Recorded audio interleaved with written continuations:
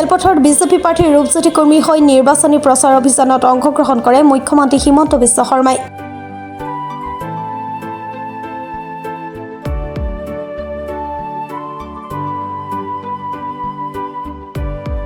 বৈশাহাবী খেলপথাৰৰ এক সংকল্প সভাত অংশগ্ৰহণ কৰে মুখ্যমন্ত্ৰীগৰাকীয়ে। সভাত ৰাইজৰ দলৰ প্ৰাৰ্থী জ্ঞানশ্ৰী বৰা তথা অখিল গগৈক কটাক্ষ কৰি মুখ্যমন্ত্ৰীগৰাকীয়ে খুমটাই গোৱালপাৰাৰ পৰা অহা ছোৱালীয়ে অৰুণোদয় দিব নোৱাৰে বুলি মন্তব্য কৰে। অখিল গগৈয়ে বহুত বছৰৰ পৰাই ৰূপজ্যোতি কুৰ্মীক টাৰ্গেট কৰি আছে। টাৰ্গেট কৰিব লাগে হিমন্ত বিশ্ব শৰ্মাক, টাৰ্গেট কৰিব লাগে পীযুষ হাজৰিকাক, টাৰ্গেট কৰিব লাগে ৰঞ্জিত দাসক, টাৰ্গেট কৰিব লাগে চন্দ্ৰমোহন পাটোৱাৰীক, বিচাৰি বিচাৰি ৰূপজ্যোতিকে পায়। ৰূপজ্যোতিৰ লগত কি কথা আছে মই নাজানো আৰু ভিতৰুৱা, পিছত মই ৰূপজ্যোতিক সুধিব লাগিব। অখিল গগৈৰ সদায় টাৰ্গেটটো ৰূপজ্যোতি, কাৰণটো কি মই বুজি নাপাওঁ।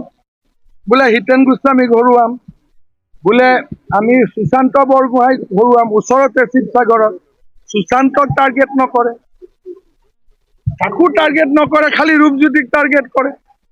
কি কাহিনী এতিয়া ভিতৰত তো আপোনালোকে জাৰ্নেলিষ্টসকলে অনুসন্ধান কৰি উলিয়াব লাগে।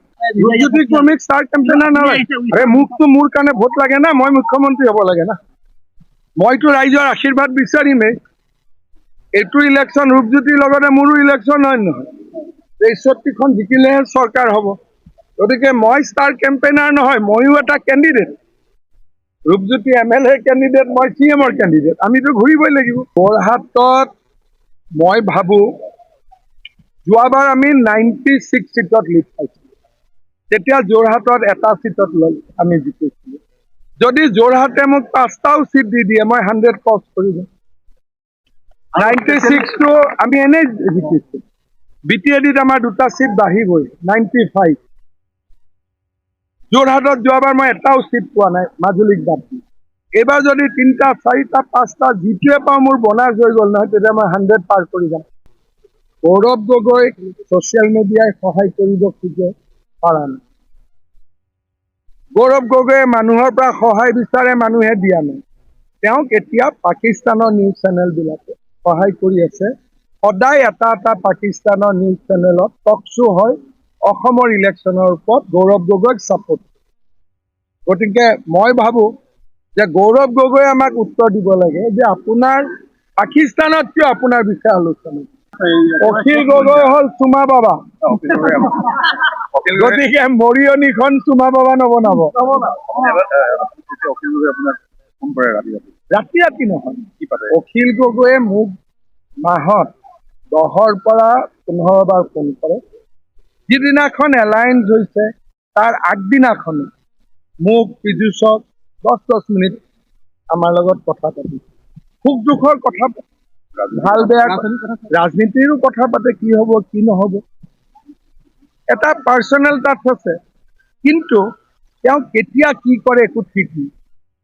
এই মাত্ৰই যদি লাইভত হাঁহে, অলপ পিছতে কান্দি, অলপ পিছতে একেবাৰে জহনি এনেকে মানুহৰ গালি গালাজ কৰে। সেইকাৰণে মই ভাবোঁ অখিল গগৈক চিৰিয়াছ ট্ৰিটমেণ্টৰ প্ৰয়োজন। কেনেকে আনিব পাৰে? নৰেন্দ্ৰ মোদী তেওঁৰ ককাই নে হিমন্ত বিশ্ব শৰ্মা তেওঁৰ ভাই? ৰংঘৰ প্ৰকল্পত টকা যদি পাকিস্তান গভৰ্ণমেণ্টে দিছে, ডেফিনেটলি তেওঁলোকে আনিছে। যদি ভাৰত চৰকাৰ অসম চৰকাৰে দিছে, তেতিয়াহ'লে তেওঁ নৰেন্দ্ৰ মোদী বা হিমন্ত বিশ্ব শৰ্মাৰ ভাই ককাই কিবা এটা হ'ব লাগিব। তিনি গগৈ মানে আমাৰ তিনি গগৈটো বেছি ষ্ট্ৰং হৈ গ'ল। চক্ৰ গগৈ, হিৰণ গগৈ, তৰংগ গগৈ, আমাৰ বস্তুটো বেছি ষ্ট্ৰং হ'ব। লগত আকৌ দিহিঙীয়া এজনো আছে, দিহিঙীয়া ৰজা আছিলে, আকৌ বৰগোহাঁই এজনো আছে, ময়ূৰ বৰগোহাঁই। গতিকে আমাৰ গ্ৰুপটো বহুত বেছি ডাঙৰ হৈ গ'ল, সেইকাৰণে তেওঁলোকে নোৱাৰিলে। যোৰহাটৰ পৰা বিকি নগৰ ৰিপৰ্ট, প্ৰাতঃ টাইম ডিজিটেল। শদিয়াৰ পৰা ধুবুৰীলৈ, বৰাকৰ পৰা ব্ৰহ্মপুত্ৰলৈ সকলোৰে মাজত চিনাকি এটা নাম প্ৰাতঃ টাইম। থলুৱা ভাষা, কৃষ্টি আৰু সত্য বাতৰিৰ আধাৰত প্ৰতিষ্ঠিত খবৰ প্ৰাতঃ টাইমৰ প্ৰতিটো বা বাতৰি পুংখানুপুংখভাৱে চাবলৈ Facebook, YouTube, website, Twitter, Instagram আৰু ব্লগাৰ